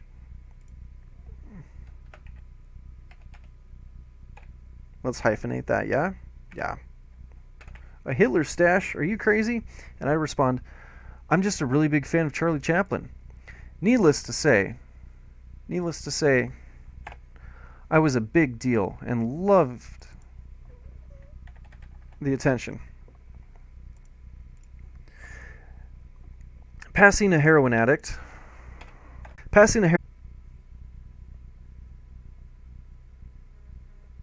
excrement, all ease. Laying in his own excrement, I saw McGruff at the same time he saw my little mustache. "What the fuck is that on your face?" A mustache? I thought it was obvious. "You shave that shit off your fucking face." I wisely walked back to my house in silence. Who was he to yell and curse at me like that? And who is he to tell me I can't have my facial hair any way I want? They already tell me what to wear and how to wear it, but I'd be damned if I let them control any more of my appearance. It was Friday. I'd planned to shave it off Monday, but as an act of defiance, I kept it for 2 more weeks. Several CEOs made comments, but none as aggressive and rude as McGruff. Every time the pod door opened, I'd run to my cell window to see if it was McGruff, so I could stare at him and he'd see my mustache. And he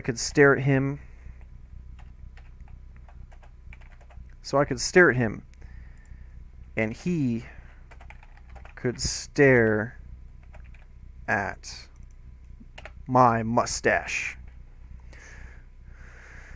Every time the pod door opened, I'd run to my cell window. I'd run to my window to see if it was McGruff, so I could stare at him and he could stare at my mustache. See if it was McGruff so I could stare at him and he could stare at my mustache. Jackson and his cellie played a lot of rummy. Rummy in their house. Neither was much of a reader, and they could play rummy for hours to pass the time.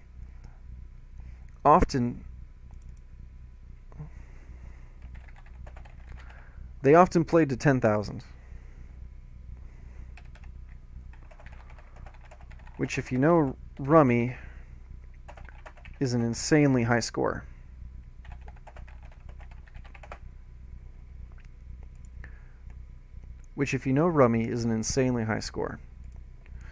Stone was one of my favorite COs. You could tell he was the class clown. But along with joking around, he was always ready to listen and be helpful. When Stone did his walkthrough,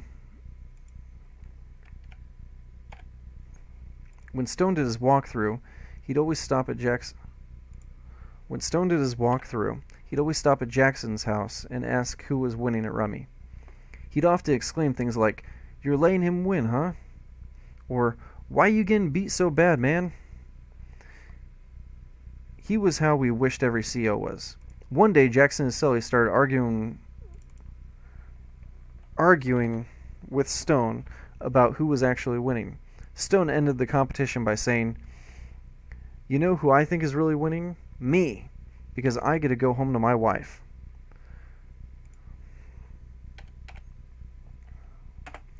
I don't think he had any idea how much his joke hurt, especially Jackson's Sully.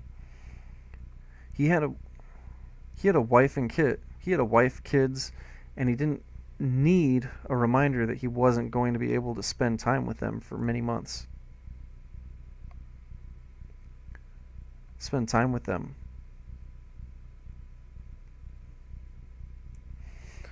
For who knows how long.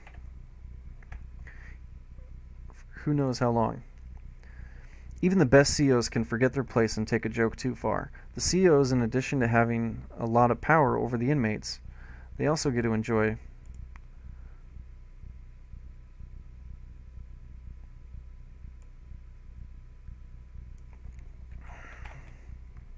Even the best COs can forget their place and take a joke too far.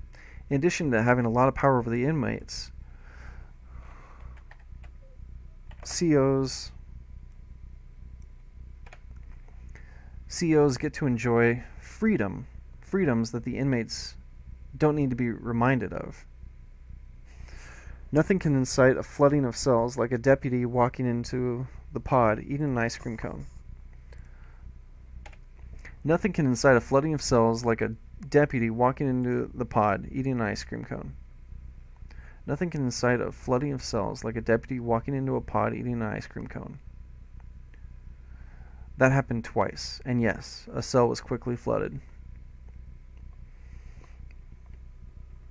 It was the beginning of a new month, which meant I could expect cell searches soon. COs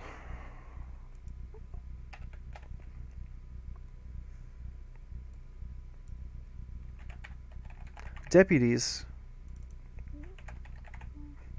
It was the beginning of a new month, which meant I could expect a cell search soon. Deputies shook down cells in their groups, unless they had reason to suspect drugs in a specific house. When they searched, they typically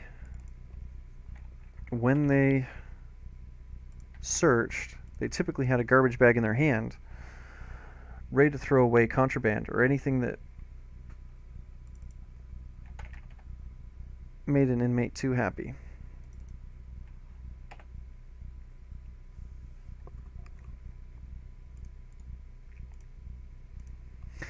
I gotta use the restroom real quick, guys, so I will be right back.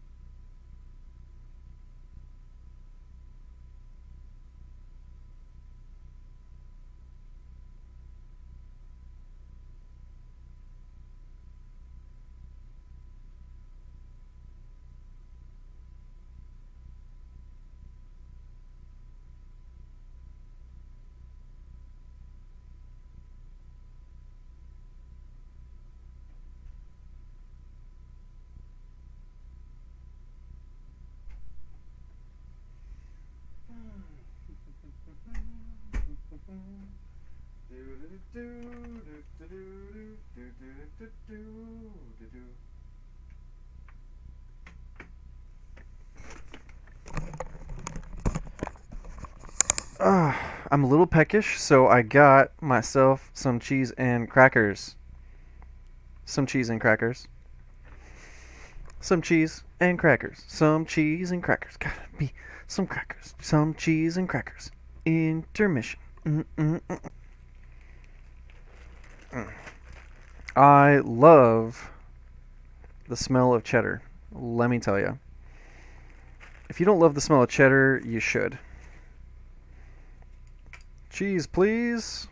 And then we can keep on keeping on the editing process. Let's see here.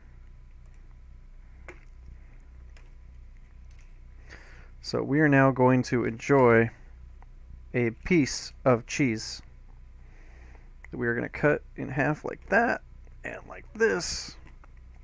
Put on the cracker and eat it.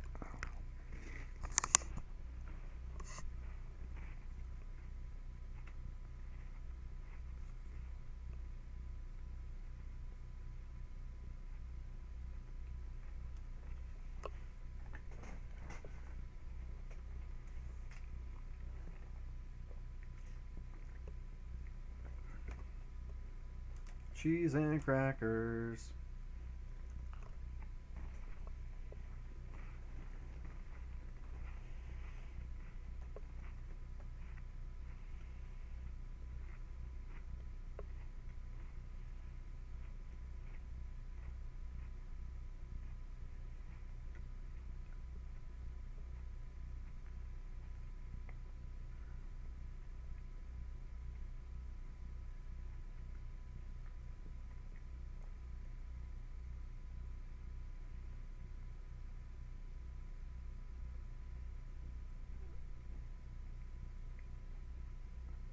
To worry something. Did you guys know that to worry something means to bite or pull, like in a nervous manner? That's so interesting.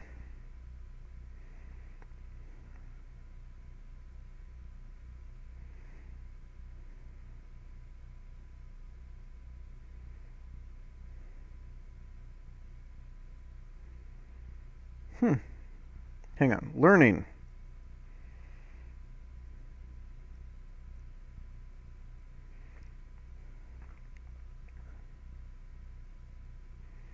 Yay. Okay. Another cheese and cracker.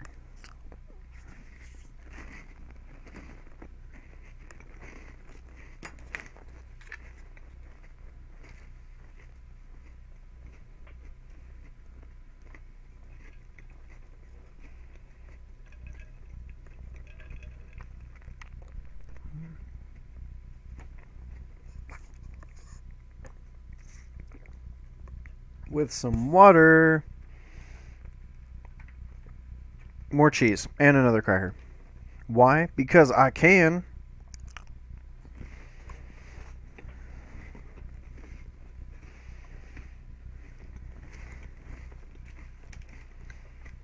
One more. Last one.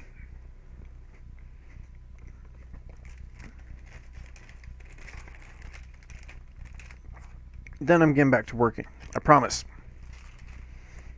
Because work is important, people.